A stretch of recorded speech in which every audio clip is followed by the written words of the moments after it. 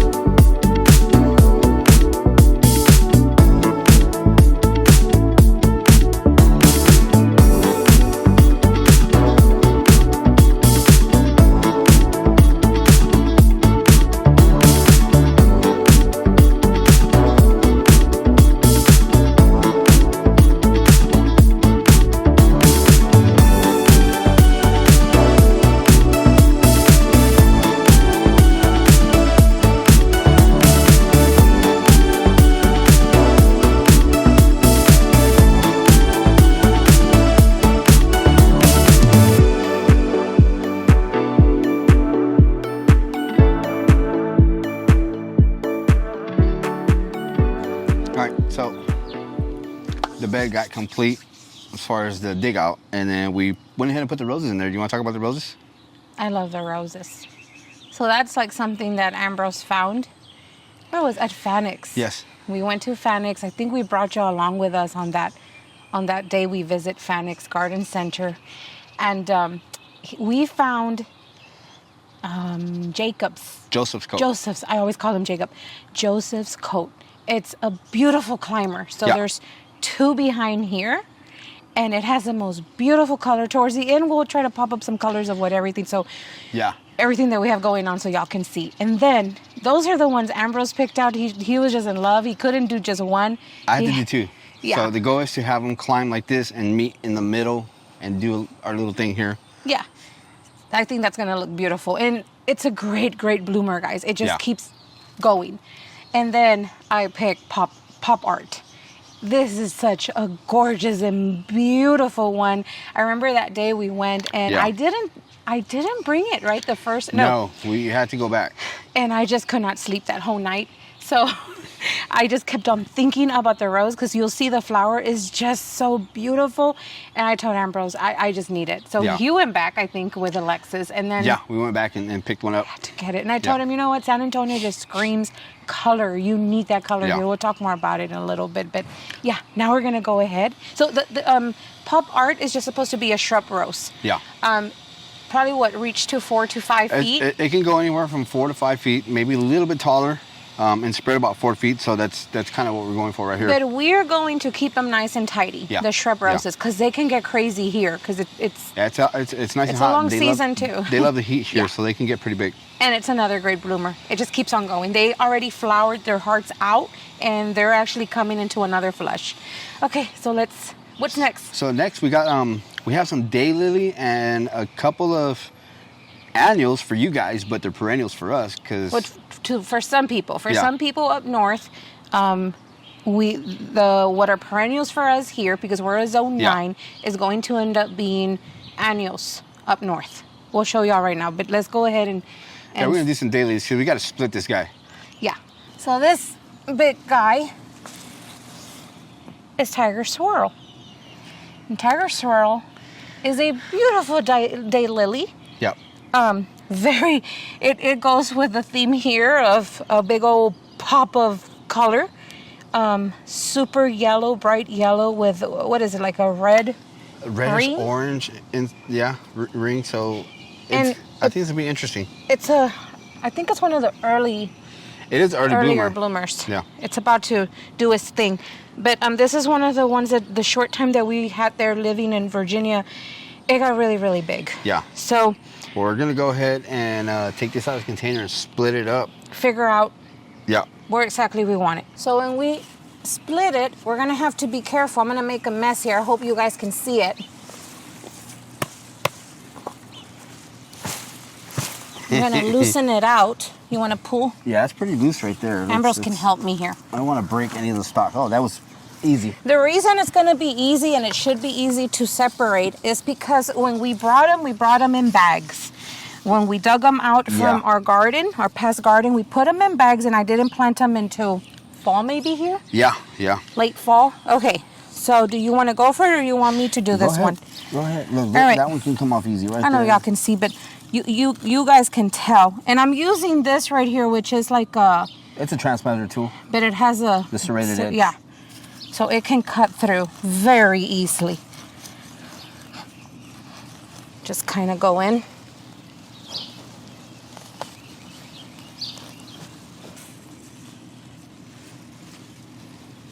You got it? Yep. Then, okay. So let's clean all that up. So, we want to split this, at least one more time, right? Yeah, and you can actually go literally choose one of these little plants right there. You'll be able to see it. I don't know if y'all can see how I'm like putting my hand around it. Yeah. But we want them a little bit more bigger so they look fuller. Okay. There we go. Look at that. How gorgeous is this? So like, great. Yeah. This is like, if you have like Mother's Day is coming up,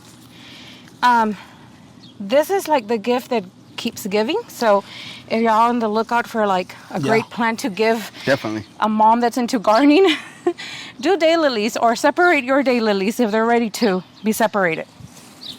And pass them along. This is so much fun.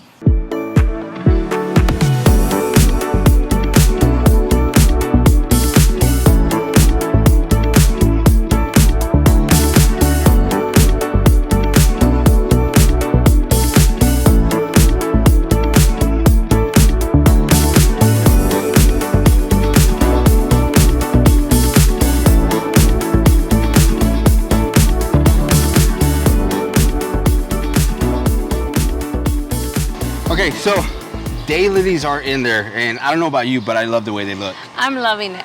So the daylilies are going to be what's the word? Spills? Grounds everything down and spills over. But because they're, we had to split them up so we can have more for this area. Yeah. There's gaps right now, which that is perfect, so we can go ahead and fit in a couple of other beauties. So with those in there, we just talked about what we were putting in here, and we dappled in a couple of annuals. Like I said, this is the annual for our northern garden friends, but it's a perennial here, and this is one of my favorite salvias, rocking blue suede shoes. It's one of the first ones that I picked up when Peru Winters came out with new salvias, and I absolutely love that one. It's a beautiful looking flower. I love the color. It's kind of like an electric blue. Yes. So it's just exciting to have in the garden. And look at the hummingbirds. They're just they have a blast with this one. Yeah. That flower, they just go for it like crazy. And the cool part about it, that this one will be flowering all the way from planting all the way till frost. So here it's like forever. It's gonna keep going forever. And then when it's the spent flowers, for some reason they still look pretty. Yep. They just still look pretty after they're there, and it deadheads on its own as well. So we're actually gonna put 4 of these in the bed here, and we'll show you after we're done exactly where we put everything. Angie's got another annual that we're gonna put in here as well. Yeah, this one right here will actually. It depends on our winters, but it's one of the most toughest super tunias that Purple Winners has, and this one is bubblegum, Supertunia bubblegum. Yeah. So it's been a while since we planted Supertunia bubblegum. Yeah. We kind of got tired of it, that's why, because we were using it everywhere. Yep. But it's time to use it here. And the reason we're gonna go ahead and use it in this one right here is because, first of all this is gonna be full sun. Yes. It's like southern part of the garden. But what we wanna do, we're using so much hot color that what I like to do when we're using a lot of hot color is go ahead and tone it down a bit with a cool color pink. I know it's not like a super light pink, but it's still pink and it'll cool it down a little bit. You need to play with these roots. My goodness, it's like butter. They're like screaming to get planted, huh? Yeah, they are.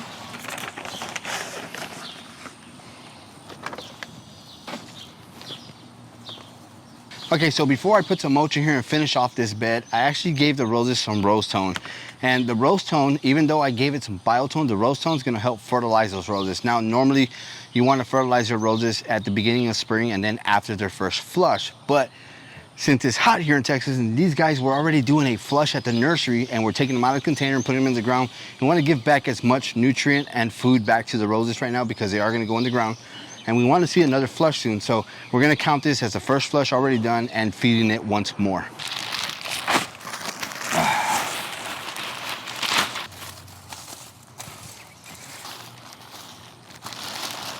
So what do you think? I love it. I know it doesn't look like much right now because nothing's in bloom. But you know, we know the colors, exactly the colors to everything. So we're super excited for this big pop. It's gonna be a huge pop of like just color. And I think it's perfect for this area because right on that side where Ambrose is standing is where the kitchen garden gate's at. Yes. So it's kind of, you know, it curves like this into the kitchen garden. And so if you see the bed kind of, it gets a little bit wider here and a little bit narrower because we have a tree there also and we want, you know, kind of, it's just it gives it a sense of being bigger on this side, which is good. We wanted both to go with a pop of color too because on that area where the kitchen garden is, all this area is south facing and we wanted really strong color. Yeah. Really strong color, something that can really take the hot summer sun here in Texas. So that's why we wanted to do that. We don't want to have very light colors that might fade away, or sometimes, you know, you have light color and it kind of like that sun hits it and you're out in the garden, it kind of reflects on you because it's so light. Yeah. I don't want that. I want to have a good color here. So what Angie's saying is as far as the colors, so we have the two roses here, and I did want to talk about the roses a little bit. So these are, again, Joseph's Coat climbing rose, and the color to these is, I describe it as fire, like it's on fire. Yeah. So the goal is to have these roses, and we'll talk about doing some trellising later. We may put a lattice. I think I'm gonna go ahead and maybe go with a wire trellis just to get it to where I want to, but the goal is to have these climb this way and out and then meet in the middle here to be a filler along with this rose right here. But you know, like I said, it looks like fire, and I think these blooms, if it's all in bloom, it's gonna look like the walls on fire, and I think that's just awesome. It just does such pretty colors. It comes back and forth with the red and the yellows. It's just so pretty. So what else do you want to talk about in this bed? Let's go ahead and talk about the not so pretty edging that we don't really care for, but it came in handy, guys. So the edging that we use here, we actually I bought what, 50 feet, 100 feet? I don't remember how many feet it was. It's a lot of edging that I bought for the secret garden, and it turns out we didn't like the way it looks, and from the response from comments, you guys didn't like it either. It was best we didn't go with it there. It was best we didn't go with it, but it came in handy because we do plan on doing a few things here and there, and I think this is a right place for it. It's a right fit, and it actually looks good here to hold back some of this mulch. So I'm happy. And keep those weeds away, because Ambrose is working on the grass here, and we still have those weeds around, and they can sneak in pretty fast in there. I don't want to have to deal with them. Yep. So and you know, the mulch, it'll keep everything nice and moist. Yep. You know, you will be putting irrigation system pretty soon. We'll get the irrigation going later. Right now, we're just trying to still figure out where everything else in the garden is going before I start running lines and going crazy, you know, playing. Yeah. So back here we have room still. Of course, the roses, the climbing roses, will be making their way as we train them up. But I like that space that we have back there because, I don't know, maybe with time we add a vine a plant, a vining plant, maybe a clematis, Yeah. that would be a very nice area because enough sun on top. It will get a lot of sun on the top, Yeah. and their roots will stay nice and covered on the bottom. Yep. So that's really perfect. The rose in the front will cover it. So that's actually something that I'm really thinking about. Not Yeah. to think what vining plant or what clematis. So She wants a clematis. She's mentioned it already a few times. Let me know what y'all think. What kind of clematis? So and then then we put the salvias in there, which we talked about earlier. Beautiful salvias. We dotted 4 of them in there. I love those. And then Angie's got the Super Tunia bubblegum, and then these daylilies. I think it's just all gonna look amazing. Yeah. I can't wait for it. I really love the different textures that there is Yeah. of leaves, like the salvia. This the plain blue salvias. That's what the no. Rocking blue suede shoes. I did it too. Rocking. Say it. Rocking blue suede shoes. That one has a very pretty leaf. The foliage is just gorgeous. So I love that. It'll be in bloom through the whole season, guys. Here it is going to bloom forever for us. Probably take a break in winter, maybe a month. Yeah, yeah. Because I had other ones blooming and they bloom like crazy. And then, the roses will do their thing when it's time to bloom around spring. Yep. Maybe summertime, the end of summer, or fall. We'll see how it works out here because I know it gets really hot in summer. But, if that is not blooming, the roses are not in bloom, then we got the salvia. Yep. And then, around the time, the daylilies actually bloom more than once. Yeah. These bloom throughout the They season, should bloom right? throughout the Like season. three Yep, times, I think. At least 3 times. Spring, fall. No. Spring, summer, and fall. Yeah, spring, summer, and fall. Late spring, summer, and fall here in Texas. Yeah, they'll give us blooms, so that's going to be nice. But when they're not in bloom, the grass is pretty. Like the foliage of it, it looks... I like when the wind comes in and it does that movement. So this grass is definitely something, the foliage is definitely something that I've been fond of, ever since we planted them in Virginia and they were on that slope. It gives some aesthetic to everything else that you have around it. It's very beautiful foliage. And with time it'll fill out, and if we don't split them, we'll just let them kind of take over here and it'll just spill out and fill that edging. For now, we have the Super Tunia bubblegum. Those guys will spill out. They're fast growers, so they'll just take over. So what I am going to do is add 2 more on the sides. I didn't have extra.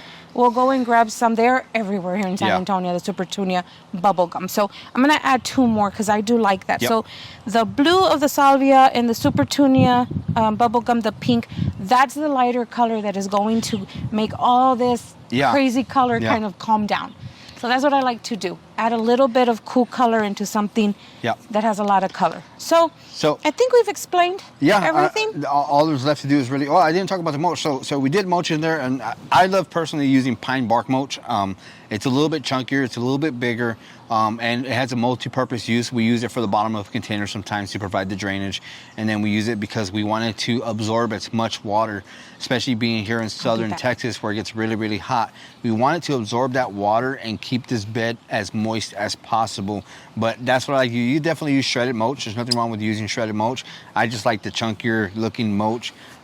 It retains more water, and I think it keeps the bed a lot more moist. So that's something that we went with. And I think the last thing we need to do here is just basically water. Well, you got something water, else. And I'm going to let y'all know something. So every time I go ahead and plant annuals like Super Tunias or just, any verbena, anything like that, or super bells, I like to go ahead and remove the flowers, especially if we've had them for a while or if you bought them at a nursery and they're kind of leggy. I know I don't like to do it because it has pretty on there, but I like to go ahead and come in and snip off the flowers, guys. And it's not going to look pretty. But I love doing this because it's going to help them bush out. Yeah, right now they're kind of going, they're not very scraggly, but we want to have them bush out. Now that they're in the ground, they're not searching for the sun. We know exactly where they want to go. The roots are going to be setting in first. Let those roots go in there and establish themselves, and they'll start to get full again with flowers. It's worth it. I always like to do that. The biotone's going to help. And I do fertilize them once a week or twice a week. Definitely. It depends. So keep them well watered and just fertilize them. And we are in a different zone now. It's a lot hotter. Even though I'm retired, I never miss I don't miss the flying of jets and stuff like that. I love listening to the jets. It's like a squirrel for me. Squirrel. So yeah, so I hear a lot of mixed things about growing, super tunias here in the south of Texas, in San Antonio. But I hear some of you tell me, hey, I have them all throughout the year. I actually had them going all winter here. Some of you tell me they just don't do well for you guys. They kind of fizzle out when the hottest time of year. But you know what? We're going to give it a go. We're going to see what happens. And if not, there is other type of plants that we can put in there that will flower through all the heat here, like lantana. Like lantana. Oh, definitely lantana. So I'm just going to go ahead and finish cutting these off. We're going to go ahead and close it out and then water it. I don't even know if we're going to water because we have a flood warning, which is... It still needs a good soak. So we're going to give it a good soak. But that's going to be it for the video, guys. I hope you enjoyed it. I hope you enjoyed this planting. It's one small rose bed for us and a giant leap for the garden. So we're excited because we're going to get going and we have a lot of stuff we need to do, but it's exciting. Get anything else? No, I'm just happy that we actually got our first roses in the ground, planted in the ground. First in the ground. So we're very happy. So like, share, subscribe. We'll see you guys in the next video. Bye.